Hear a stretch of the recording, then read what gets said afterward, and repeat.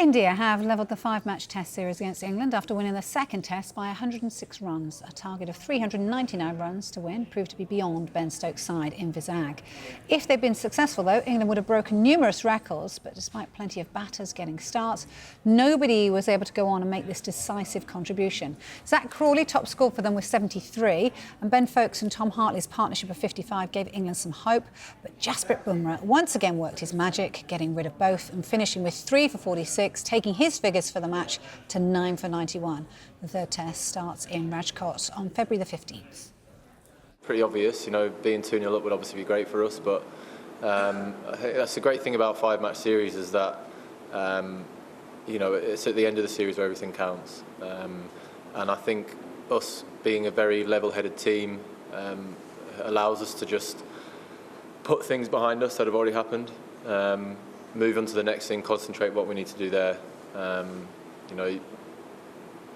You probably noticed last week that we were pretty level, even though we achieved something, pretty special. We recognise that as well, but I don't think we ever showed that we were very, too high. And same again this week. We've obviously lost the game, but I feel as if we're still, well, definitely in the changing room, we're still very upbeat, very high about some of the great stuff that we've managed to do, albeit we've not got the result that we wanted. I think this Test match in particular has been full of some pretty incredible individual performances. You look at Jasprit in the first innings getting an amazing double 100.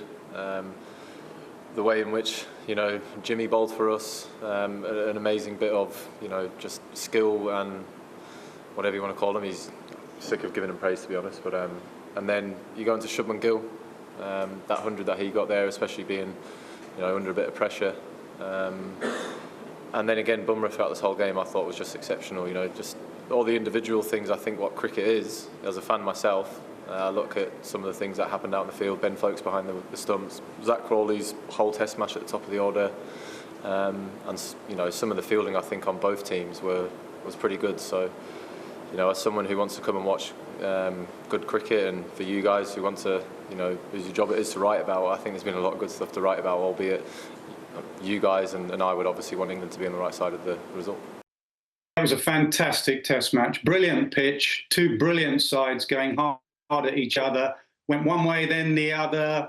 England fighting hard, as they often do. They often give away a first innings lead, as they did in the first Test, but they fought back well with their performance yesterday. And I think really it was just the magic of Jasprit Bumrah. He got 3 for today, but that spell in the first innings, 6 for 40 odd, and blew away England for 250 on a really good flat pitch.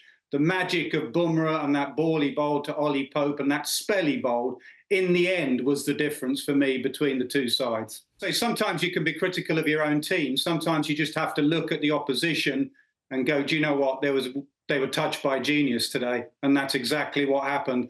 That spell from Bumrah in England's first innings was genius. Reverse swing, it's slightly gone out of the game, but with Bumrah and his unorthodox action and the way he leans across to the offside and he creates angles, he's all over Joe Root at the moment. He's got him out 8 times in Test match cricket. He gets Pope with an absolute beauty in-swinging Yorker, round the wicket to Stokes. Stokes drops his bat in disbelief. Sometimes, most of the time, look at your own performance and say, what could we do better? But sometimes in sport, you have to look at the opposition and just sort of doff your cap and say that was special today. That was incredible from Bumrah.